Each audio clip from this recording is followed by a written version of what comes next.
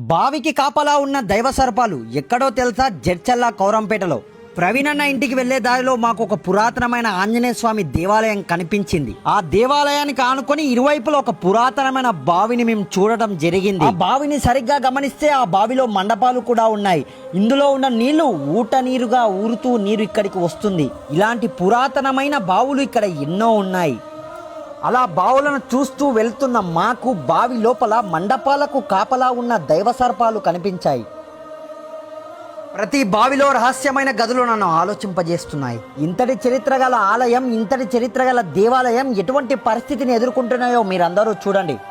ఇంతటి చరిత్ర గల ఆలయం కౌరంపేటలో ఉంది. ఈ బావిలో ఉన్న గదులు ఎక్కడి నుంచి ఎక్కడ కలుస్తాయో ఎవ్వరికీ తెలీదు. ఈ కౌరంపేటలో పురాతనమైన శివాలయం కూడా మనం దర్శించుకోవచ్చు. ఎంతో కష్టపడి నా ప్రయాణాన్ని సాగిస్తున్నాను. చరిత్రలో మీకు చూస్తున్నాను. చాలామంది నా వీడియో చూస్తున్నారు కానీ సపోర్ట్ ఎవరు చేయడం లేదన్న. సపోర్ట్ అంటే ఏమీ లేదన్న. నా అకౌంట్ని ఫాలో చేసి సపోర్ట్ చేయండి. మరెన్నో అద్భుతాలను మీకు చూపిస్తాను.